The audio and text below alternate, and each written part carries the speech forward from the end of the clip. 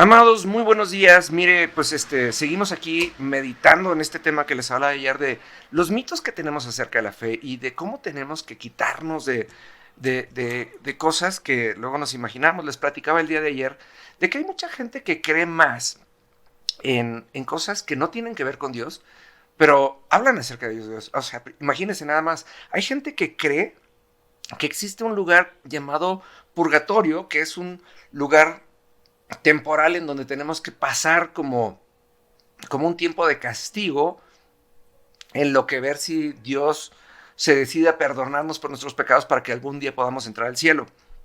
Esto no está escrito en la Biblia, eso lo escribió Dante Alighieri en una novela que no es otra cosa más que eso, una novela fascinante, pero no es más que una novela y es una vil mentira.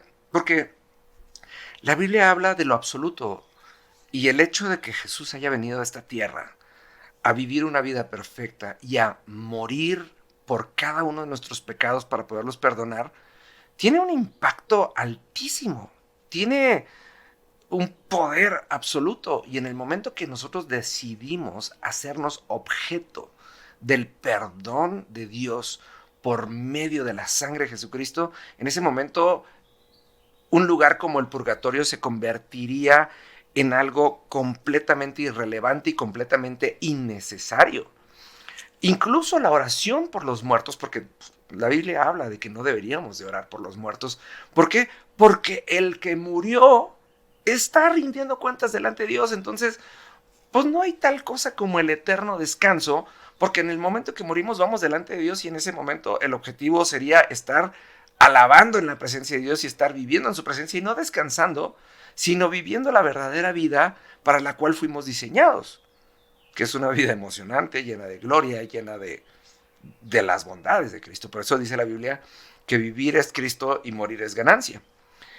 Y cuando nosotros entendemos a lo largo de la historia de la Biblia cómo Dios nos cuenta estas historias que fueron verdaderas y que siguen teniendo una relevancia y una importancia para nuestra vida, entonces entendemos cómo es que tenemos que fundamentar nuestra vida para que podamos recibir bendición que tenga un efecto eterno.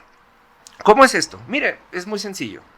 Nosotros nos podemos entender en la Biblia la historia de Jacob. Jacob, dice la Biblia que era gemelo, o no, era cuate junto con Esaú, y que aún estando ambos en el vientre de su madre había una lucha, y que cuando iban a nacer, Jacob sacó su mano. Pero antes de eso hubo una profecía en donde decía esta profecía que a Jacob le tocaba la bendición. Y había un hambre en el corazón y en la vida de Jacob, donde él quería ser bendecido y quería ser bendecido a pesar de que no había nacido primero. Y fíjese qué interesante es esto, porque hubo una profecía antes del nacimiento en donde se le asignó esta bendición a Jacob. Pero en el orden natural de las cosas, Esaú nació primero. Ahora bien, Jacob fue delante de su padre, recibió la bendición de parte de su padre. También Jacob se había hecho acreedor de la bendición porque Esaú le vendió la primogenitura y el derecho a la bendición a cambio de un plato de lentejas, según dice la Biblia, o de un guisado, ¿no?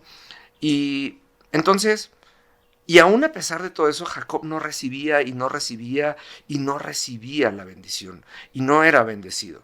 ¿Por qué? Porque no había ese aplanado del terreno, no había ese fundamento en donde construir una casa de bendición que trascendiera a miles y miles y miles de generaciones. Es así de sencillo. Dios no puede llegar a construir un castillo sobre un lugar de arena. Necesita realmente limpiar el terreno, necesita realmente establecer fundamentos y de eso es de lo que habla la Biblia, eso es lo que nosotros tendremos que entender y muchas veces le estamos pidiendo a Dios, haz, pero la bronca es, pues sí, sí va a ser, pero también Dios necesita venir y sacar las piedras de nuestro terreno, necesita venir a aplanar, necesita hacer agujeros en donde poner zapatas y donde poner ahora sí que todo lo que va a sostener esta construcción que debería de durar 1000 generaciones, de acuerdo a lo que dice la Biblia. Entonces, en el momento que entendemos esto, tendremos que sentarnos delante de Dios y decirle, Señor, ¿por qué no empiezas a trabajar conmigo para que la bendición trascienda? Piense esto. Jacob fue aquel hombre al que Dios le cambió su nombre luego a Israel. Y lo que Dios hizo en Jacob después de que salió de su casa y se fue a casa de su tío Labán, y estos 22 años más o menos que pasó ahí, fueron el fundamento de lo que sigue sucediendo al día de hoy, que el pueblo que salió de Jacob y la bendición que salió de Jacob sigue permaneciendo al día de hoy, miles de años después, de acuerdo a la promesa de Dios y de acuerdo al orden de Dios. ¿Por qué no simplemente atrevernos, a, a creerle más a Dios y a buscar más a Dios para que tengamos ese terreno preparado, ese ambiente preparado para que la bendición caiga y que dejemos de estar perseverando en lo efímero y empecemos a perseverar en lo eterno? Nunca es tarde, nunca sabemos en qué momento Dios quiere bendecirnos. Nos vemos mañana, seguimos platicando de esto.